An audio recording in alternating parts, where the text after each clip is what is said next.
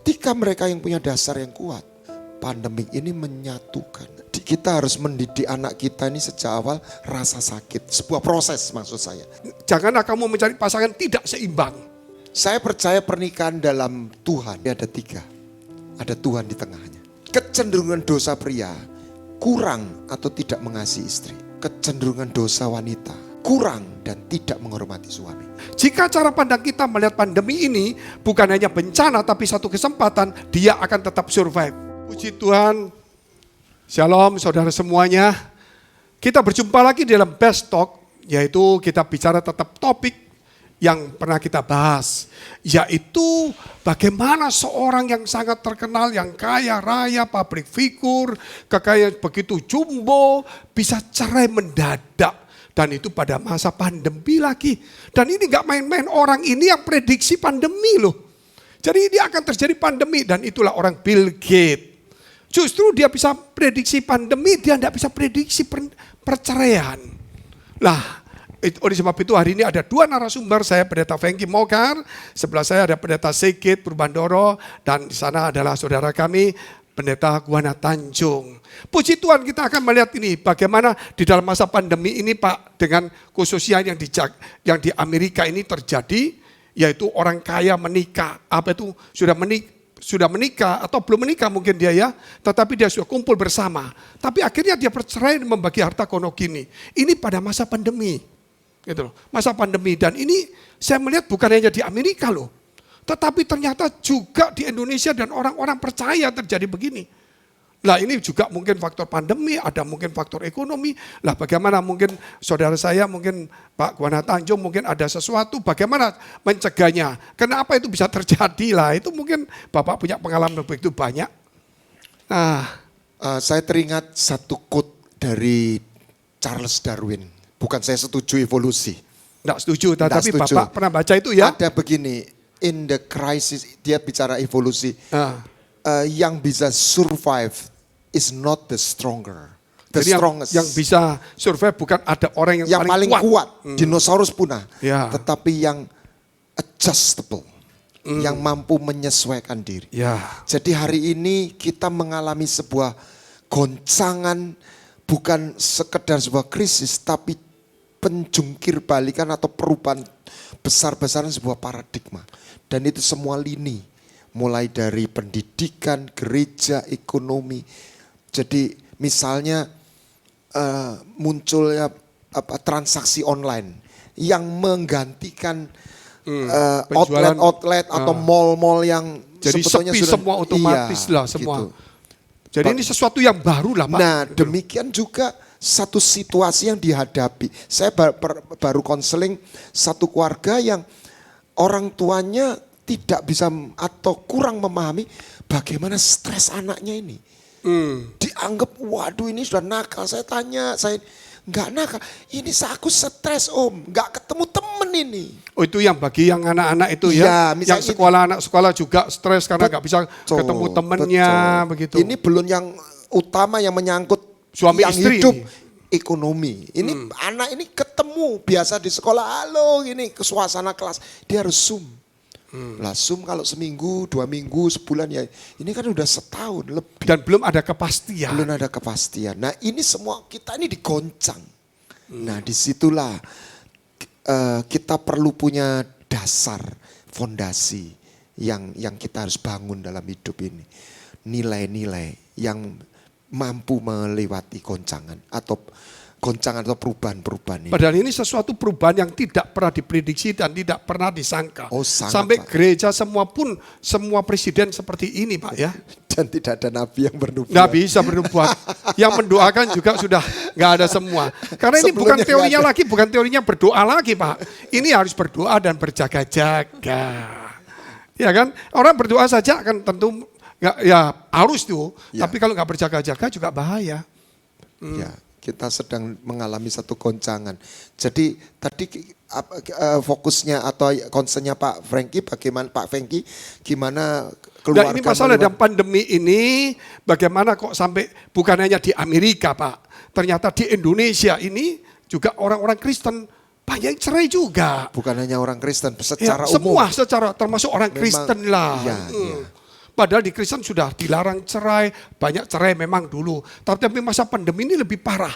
Mungkin karena pandeminya, ekonominya, dan sebagainya gitu loh. Nah, bagaimana ini mungkin mencegahnya, bagaimana cara menghadapinya, mungkin dari sebagai orang-orang ya yang sudah banyak melayani lah ya, mungkin ada pandangan, supaya kita dapat pandangan, ada pencegahan mungkin, ya mungkin ada pandangan kalau menurut saya ini. Nah, kita dulu waktu kita kerja, ya, si istri nunggu, kenapa kamu gak pulang-pulang sampai jam 7 malam kok gak pulang gitu loh. Tapi sekarang suaminya nggak kerja di rumah terus. Kenapa kamu kok nggak pergi-pergi? Jadi bingung juga Pak. Gitu loh. Jadi bingung juga ini kan. Buat saya salah satu yang menghantam adalah ekonomi. Jadi kalau tantangan hidup itu kalau kembali Alkitab itu ada 3. Keuangan, kesehatan, dan hubungan. Dan itu berkaitan. Istilah di Alkitab itu pedang kelaparan sampar. Jadi ketika ini kan sampar penyakit. Itu adiknya ini kelaparan.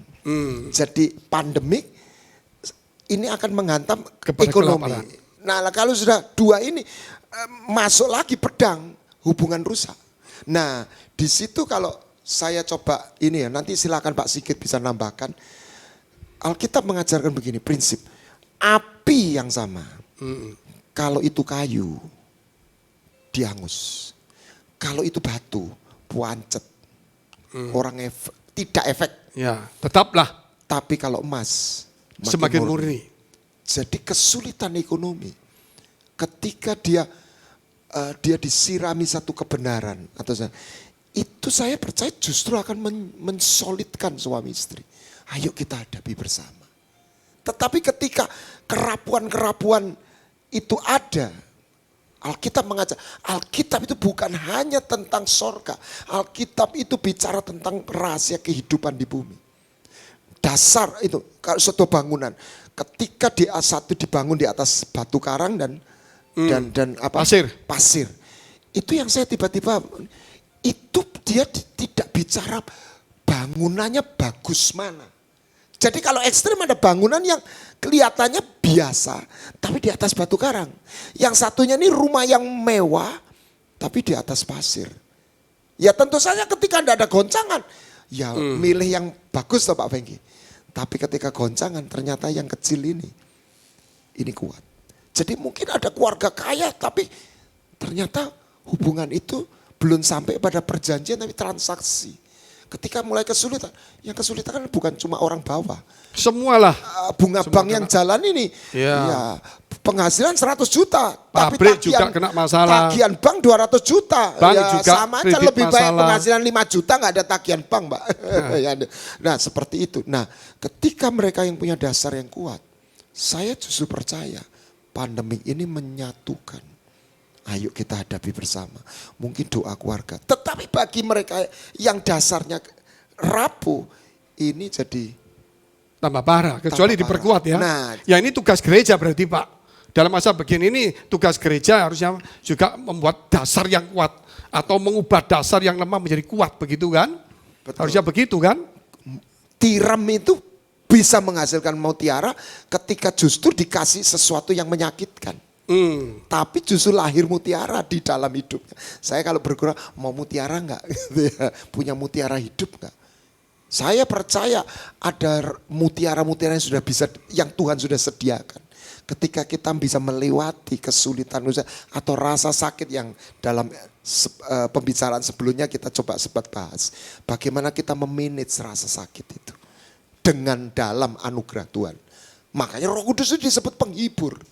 Gimana dihibur kalau belum sakit, belum susah dalam. Jadi bagaimana itu diubah. Jadi kesulitan ekonomi. Justru yang mungkin dulu suami istri itu nggak pernah gandengan tangan, bisa fenomenanya kan sebaliknya. Yang tadi yang fenomena yang negatif kan, waduh ini gimana kok nggak ada kerjaan dan sebagainya. Tapi fenomenanya bisa sebaliknya yang positif. Ayo kita doa bersama Pak. Gitu. Ya jadi maksudnya Pak Kuana ini mungkin dasarnya harus diperkuat begitu kan. Jangan jadi korban tapi kita harus berkorban. Intinya begitu. Ya. Kalau kita jadi korban ya sakit kita akan marah. Kalau kita berkorban sakit pun kita nggak masalah karena memang kita berkorban. Kita mau keringat karena kita olahraga Pak. Ada orang yang nggak mau olahraga keringatan jadi marah. Dikejar anjing gila. Dengan gitu dasarnya ya. gitu lah. Itu menderita. Nah mungkin Pak Sigit ada pandangannya lain. Gini Pak, untuk pencegahan, mau tidak mau kita mesti melihat bagaimana sebelum pasangan ini menikah. Nah, itu namanya medical check up itu tadi. Iya, Kalau dalam tubuh itu. Keimanannya gimana, kesiapannya, dan bimbingan itu Pak pranikah. Ya, konseling Kemungkinan pranikahnya jadi lah sudah diberi diperkuat. bekal duluan, dan ini sejauh mana. Kedua, tidak bisa dipungkiri faktor kualitas pribadi, baik via si pria maupun si wanita. Kualitas pribadi pegang peranan. Yang satu rapuh, gampang putus asa, gampang kecewa, gampang nyalah-nyalahkan orang. Yang satunya justru kalau sudah cukup dewasa, katakanlah umum ya. Bukan hanya dewasa rohani tapi dewasa secara pribadi, ya tentu saja emosional juga ketahanannya lebih kuat Pak. Untuk siap menghadapi segala keadaan. Ada beberapa contoh ya. Ada pasangan suami istri memang sebelum nikah, umat Tuhan ya ini ya. Memang sudah suami ini masa kecilnya sudah di situasi orang tuanya hidup, maaf ya, pas-pasan. Pas-pasan sehingga sudah terbentuk untuk tahan dalam segala keadaan. Anaknya tiga ya, itu telur satu itu dibagi 3 sejak TK. Diberitahu ini memang kemampuannya begini, lalu banyak kangkung, bayam apa adanya. Nah otomatis sudah terbentuk begitu juga, ya ada pihak yang perempuannya demikian. Nah setelah masuk nikah, kalau menghadapi situasi ekonomi seperti Pak Kuana sebutkan, sudah ya separuh bagaimana terlatih sudah untuk keadaan. Ya, kembali latihan, kembali seperti dulu sudah terlatih, pernah susah. Iya. Tapi Itu bagi loh. yang enggak pernah, wah ini memang bisa goncangan. Nah kejadian seperti Bill Gates tadi, sebelum Bill Gates ini niatan cerai ya, di sana di negara itu sudah banyak kasus begitu.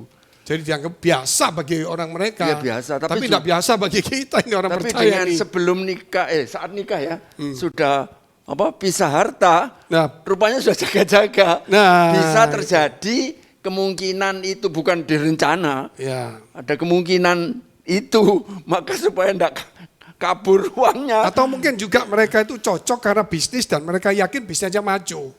Sehingga mereka tidak memikirkan untuk terus menikah, tapi akhirnya toh punya anak 3 loh. Tapi kalau tadi kembali ke ada faktor lain katanya menurut berita ya, kita belum tahu apa itu seberapa benar. Ada berkawan dengan predator Seks, ada yang juga mungkin macam-macam tergoda dengan faktornya. perempuan. Mungkin juga bisa bicara soal hal lain. Ada yang ngomong ini masalah bisnis, mungkin masalah mungkin politik, mungkin masalah ya pajak dan sebagainya, itu banyak Pak Ide. Kita nggak ada yang tahu, hanya dia sama Tuhan yang tahu. Ya memang cuma dampaknya ini loh. Dalam hal ini kita tidak bisa meneropong secara khusus kasus kita, tapi ini kita tarik sebagai satu fenomena secara umum kan, pada yang seperti disebutkan Pak Franky bahwa data ini di Indonesia saja angka perceraian naik katanya.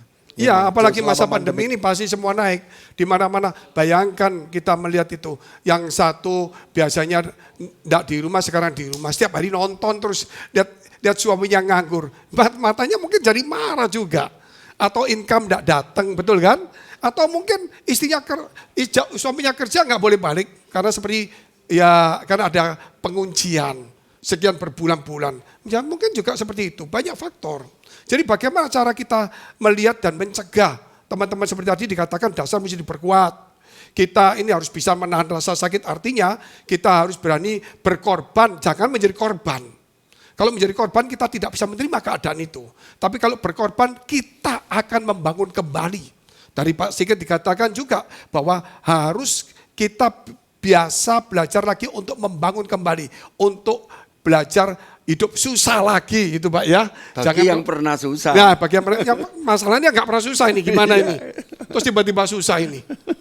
Ada juga seperti itu. Itulah yang orang tua harus sadari. Jadi apakah dia berkecukupan atau kaya atau kita harus mendidik anak kita ini sejak awal mencicipi dan melewati proses. Apa itu sebuah training atau apa yang dia bisa memahami rasa sakit. Sebuah proses maksud saya. Kan ada satu ilustrasi seorang yang melihat kepompong itu mau keluar kubunya. Kan gerak gitu kok nggak keluar-keluar. Dia empati. Dia masuk rumah ambil itu di kebunnya. Ini ada cerita saya nggak tahu ini benar atau sebuah ilustrasi. Dia ambil gunting, dia potong ujungnya. Jadilah si calon kupu-kupu itu keluar langsung, dengan mudah. Keluar. Tapi ternyata waktu dia keluar, dia sayapnya tuh nggak bisa berkembang. Iya. Nggak bisa berkembang. Ternyata pergulatannya dia itu menghasilkan Melatih sebuah otot-ototnya minyak. lah. Kalau dalam dunia mesin itu hydraulic oil. Buat ngecek gitu ya.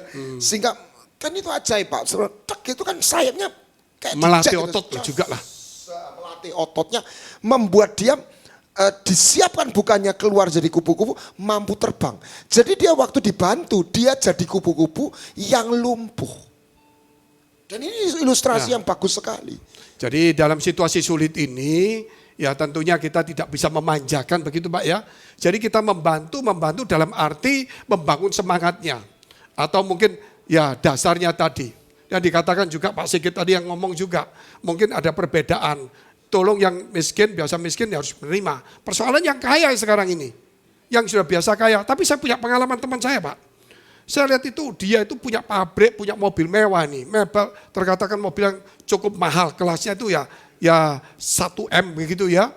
Ketika pabriknya tutup apa yang terjadi? Dia membawa mobil itu dia pergi ke kebun di gunung.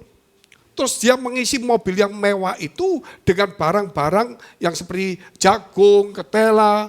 Terus akhirnya dia kirim ke rumah teman-temannya untuk yang beli. Terus orang-orang heran. Loh, orang kaya begini kamu kok begini? Dia ngomong begini Pak Sigit. Sebelum kaya aku kerja begini. Sekarang sopir nggak ada, sekarang susah. Aku harus kembali seperti ini. Apa bedanya? Itu bagi orang yang miskin, yang pernah berjuang. Tapi sekarang orang yang nggak pernah berjuang, kaya tiba-tiba ngadepi gini, bagaimana mungkin? Berapa Pak Sigit atau Pak Kuanda kan nggak selalu suami istri itu sama tadi seimbang, itu kan nggak selalu. Makanya firman Tuhan berkata, janganlah kamu mencari pasangan tidak seimbang. Budayanya mungkin, pendidikannya, tapi pasti ada nggak seimbang. Pasti nggak seimbang. Ya. Dan bagaimana kalau ada tidak keseimbangan itu? Supaya ini tidak sampai terjadi perceraian nih Pak. Saya percaya pernikahan dalam Tuhan itu bukan 2, tapi ada 3. Ada Tuhan di tengahnya. Dan firman Tuhan ini prinsip hidup. Tali 3 utas tidak mudah putus. Jadi kalau satu putus, ada dia, satu orang, dan Tuhan. Yang tetap walaupun tidak full engine, tapi memampukan orang ini dia jalan sendiri. Dan dari situ dia dipanggil untuk memulihkan yang lain. Cerita Ayub, istrinya udah payah kan secara Nggak bisa terima, nggak biasa. Mungkin ya dia itulah. Mungkin biasa hidup enak dia. Mengutuki di tengah-tengah Ayub itu di titik nadir Pak. Tetapi tidak dikatakan dia mati kena kusta. Kenapa? Di tengah-tengah segala kesalahannya, imam ini pemimpin keluarga ini bersyafaat. Membuat istri ini terampuni. Kalau nggak lewat itu. Saya percaya Ayub. Makanya pemimpin ini yang harus tegar. Kalau dia jatuh ya penolongnya yang harus tegar. Kalau dua-dua runtuh ya sudah. Ya ini tugas gereja lah, tugas kita. Makanya dengan pembicaraan ini saya ingin supaya setiap orang itu bisa melihat dari berbagai macam perspektif lah. Jangan berkata bahwa kalau kita kaya pasti aman, ayo kita menikah kaya pun cerai. Ayo kita supaya berhasil pun bisa cerai. Betul kan? Pak, banyak perbedaan-perbedaan tadi itu terjadi. Kelaparan sampar pedang Pak. Pak saya pernah melihat, mengamati, membaca cerita keluarga Nepal, Pak. Mengerikan Pak. Bagaimana seorang anak pangeran ini dilarang berpacaran karena ibunya dominan. Terlalu dominan.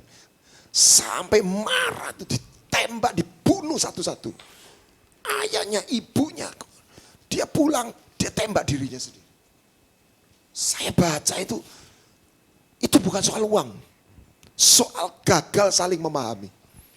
Jadi antara suami sama istri begitu itu ya. Menekan anaknya, padahal anaknya udah dewasa. Jadi pangeran. istrinya terlalu dominan. Dominan.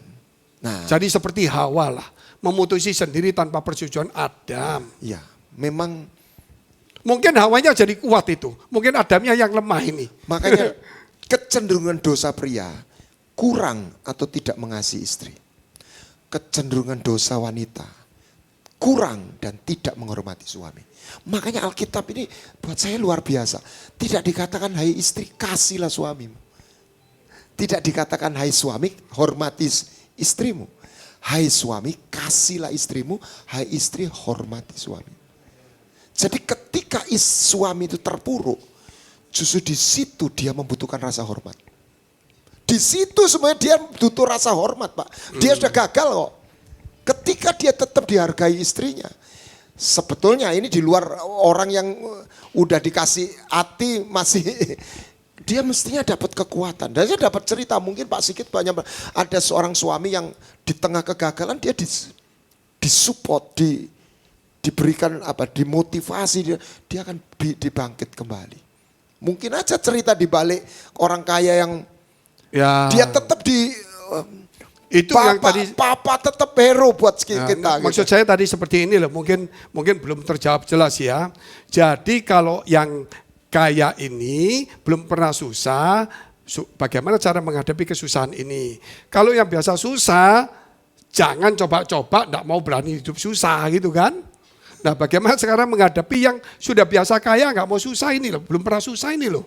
Ini yang ceritanya yang di sini dulu. Kalau sudah biasa sama-sama susah mungkin belum tentu cerai, tapi bisa saja. Tapi faktor perceraian menjadi berkurang. Nah itu yang saya katakan ya dengan berat hati seleksi alam terjadi dan dia harus di dalam naungan. Jadi itulah fungsi gereja menaungi, menopang, memberi kekuatan terus, didampingi lebih. Kalau secara ekonomi dibantu, secara rohani harus didukung sambil dikuatin. Sebab kalau orang-orang seperti dilepas. Iya Pak, tapi ini masalahnya bukan soal rohani Pak. Ini kalau salah satu, ini maksudnya Pak, Anda mesti tahu ya. Jadi salah satu ini kalau tidak pernah biasa susah, anaknya orang kaya. Terus tiba-tiba susah. Nah, terus akhirnya bagaimana kan begitu? Kalau yang sudah biasa susah ngadepi pandemi, dia bisa kembali susah, enggak masalah. Kalau enggak mau susah keterlaluan. Tapi orang yang biasa hidup kaya manja kena susah, akhirnya jadi susah. Nah ini bisa menjadi faktor perceraian. Ini bagaimana menghadapi mereka yang biasa manja kaya terus ngadepi susah ini, bagaimana sikapnya seharusnya? Saya boleh masuk? Ya silakan Pak. Ada begini, setelah masuk menikah, masing-masing kan makin mengenal, juga mengenal kelemahannya, kekurangannya, kerentanannya si suami begini, sebaliknya kerentanan si istri begitu. Kelemahannya ya. Nah ini sudah dibekali semacam diberi vitamin lah dalam arti ya. Mentraining halus, bukan didikte begitu. Untuk kuat misalnya. Contoh saja ya, ada kesaksian. Bagaimana saya sering pelayanan ke daerah-daerah Pak. Dan daerahnya cenderung yang rawan-rawan Pak sebagian Pak. Entah itu bencana alam, entah itu gitu. Sudah bekal ini daerah yang tak masuki ini bencana alam. Seperti waktu Semeru, Batu itu, tapi beberapa tahun yang lalu. Kemudian yang satunya, ini daerah banyak golongan itu. Ya, yang tidak sama lah. Ya, dari situ sudah diberitahu. Ini nanti tolong didoakan, saya pakai istilah gitu. Dan memang sebagai milik Kristus harus siap kemana saja dan tolong doa. Karena dari diberitahu itu, bahaya-bahayanya, tantangannya gini, ini sudah disiapkan secara tidak langsung. Dan akhirnya memang kuat juga. Kan ada juga Pak pasangan yang entah suaminya entah istrinya ya, gampang putus asa. Wis kesel aku, capek aku, maaf bahasa Jawa. Wah, saya perlu, enggak bisa. Nah itu waktu perjalanan sudah pernikahan ya Pak ya, itu dilengkapi oleh tadi istri menolong suami, suami menolong menguatkan istrinya. Nah, saya jadi teringat disitulah kan tadi Pak Franky concernnya, disitulah kepemimpinan dan figur kepemimpinan yang dilihat sebagai bapak itu akan memberikan satu nuansa yang saya pikir akan memberi kekuatan. Ada contoh kan, ada raja siapa itu, dia dibimbing Imam Yoyada. Dia mengikut Tuhan selama imam itu hidup. Oh, Raja Usia. Raja Usia. Jadi kepemimpinan yang punya figur bapa, bukan hanya pemimpin yang memberi perintah. Itu akan dibutuhkan orang-orang yang rentan dan fragile ini. Karena dia di situ dikuatkan. Dia bisa ditegur tanpa dia merasa disakiti dan sebagainya. Ini dibutuhkan sekali. Secara bangsa juga. Bangsa ini butuh bapa. Jadi karena di dalam keluarga ini makanya bapak ini memberi identitas. Nah, identitas ini yang akan memberikan satu dia worldview, perspektif identitas. Ini yang akan merubah membuat dia tetap, saya percaya akan termotivasi keluar dari rasa nyaman yang dia sudah alami bertahun-tahun. Enggak, saya kepingin jadi seperti dia. Beliau ini. Ini makanya kepemimpinan gereja yang berhati Bapak ini dibutuhkan di saat-saat orang mengalami kesulitan. Karena bukan hanya menghibur, bukan hanya menolong, menginspirasi. Saya mau seperti dia. I want to be like you. Ini memberi inspirasi. Nah, tapi bagi orang ini Pak, ini masih belum terjawab ini. Ini masih mengambang ini. Ya, jadi ini maksudnya kita bicara tentang rohani, menguatkan, oke lah, itu nanti kita tahu. Tapi bagi orang pasangannya, ini pertanyaan satu nih. Tapi ini tadi pertanyaan sudah terjawab juga, jadi kita nggak usah tanya lagi. Ini satu hal yang harus kita ketahui. Bagi orang yang dari awal tidak pernah miskin, hidupnya manja, terus kena pandemi, hidupnya sekarang susah, tidak bisa menerima. Tapi bagi orang yang biasa susah, itu kena pandemi, dia bisa kembali lagi, itu wajar. Kalau nggak kembali ya keterlaluan. Kita bisa arahkan. Tapi ini bagi yang sudah kaya, yang nggak pernah susah ini Pak. Kena pandemi ini loh, terus dia nggak tahan, dia minta cerai. Kalau saya, karena nggak mau susah deh. Ya, ngomongnya gini Pak, mohon maaf kalau terlalu atau mungkin tidak rohani. Ya kalau salah satu pasangnya tiang ini satu masih tidak biasa menderita lah. Kalau dua-dua, ya namanya hukum alam berlaku Pak. Apa itu? Yang nggak mampu lewat Pak. Kan begini, COVID ini itu hukum seleksi alam kan terjadi. Tapi ini suami istri loh bisa bilang Pak. Loh lah ya, kalau satu masih berdiri imannya, mestinya kan yang jadi imam pria, suami. Kalau suami nggak bisa jadi imam, seperti kasusnya Smith Wigglesworth, yang jadi imam itu pada awalnya istrinya, yang membimbing beliau rohani itu Smith Wigglesworth, rasul iman ini. Tapi waktu dia dipenuhi roh, ini luar biasa, istrinya bisa mengambil alih, menyerahkan kepemimpinan itu kepada suaminya. Tapi dalam hal ini kan kasus, saya tambahkan, kalau satu berdiri satunya patah, ya yang satu bersama Tuhan, dia nopang. Seperti kasusnya Ayub. Tapi kalau dua-dua jatuh ya sudah. Ini butuh, saya kasih ada figur bapak yang menguatkan, menginspirasi, menopang. Kalau orang itu diinjek terus. Ya orang, ini kan kita kalau ini pankreasnya nggak bisa keluar insulin, dikasih suntik dari luar gitu. Dia belum bisa memproduksi sendiri, dengan mungkin kunjungan dikuatkan mungkin. Ya, tetapi kalau itu tidak ada, ya Anda harus tahu. Life saya potong dulu Pak. Mungkin ini waktunya tinggal 3 menit, mungkin Pak Sigit bisa bicara juga. Gereja, tadi Pak Guana sudah banyak menyampaikan, perlu Pak ada konselor spesialis. Nah itu kepemimpinan, pendampingan. Nah, biar Pak Sigit dulu bicara, kita mau dengar ini. Konselor spesialis yang misalnya si pihak suami ya, yang sudah patah semangat gini, terus di handle. Yang kuat ini ya, yang di handle atau yang lemah? Yang ini yang paling goyang. Sementara yang kuat dibiarkan. Atau yang kuat juga tetap ditopang dong. Ini Pak jalan. Ya betul-betul itu gereja memang begitu. Tapi yang paling jadi prioritas yang paling lemah yang sakit ini, disembuhkan yang sakit disembuhkan. Sing kuat dikuatin tambah ambles. Ya inilah, saya pikir masalah pandemi ini menurut saya ini kita 1 menit aja Pak kita bicara Pak. Mungkin ada di antara Bapak bisa ngomong sebentar saja. Menurut saya pandemi ini adalah satu sekolah pandemi. Sekolah kehidupan. Ya sekolah, ya masih sekolah pandemi nih. Sekolahnya jurusannya pandemi nih sekolahnya. Untuk kehidupan kita gitu. Jadi otomatis orang diajari untuk disiplin, biasa untuk belajar untuk kerja sendiri dan sebagainya. Tentunya dengan adanya seperti ini salah satu contoh. Teknologi semakin maju, dulu kita parkir, Bapak lihat sendiri. Parkir kita kan pakai tombol, gara-gara ini sekarang kita pakai tangan. Betul kan? Lift Jadi juga. ternyata ada positifnya gitu loh. Nah, mungkin ada 1 atau setengah menit, ya mungkin gak cukup, mungkin ada salah satu yang bisa memberikan waktu cuman setengah menit saja.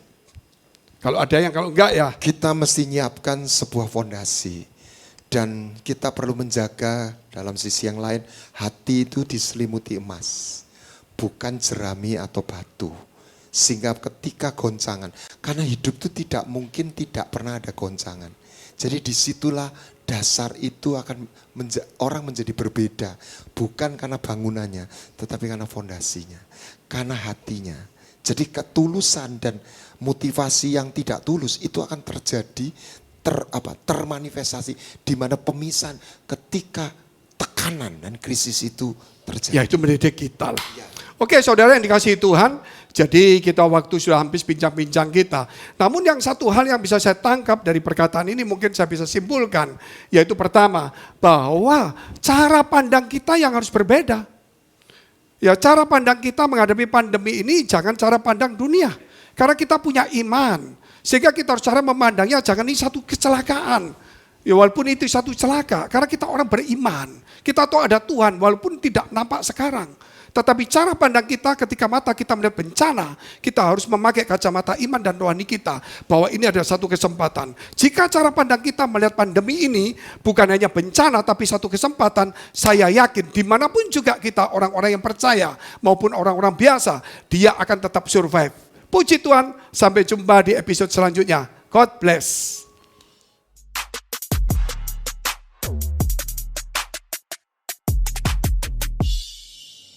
Saksikan Best Talk with Pastor Frankie Maukar setiap hari Minggu pukul 16.00 waktu Indonesia Barat. Only on Best Church YouTube.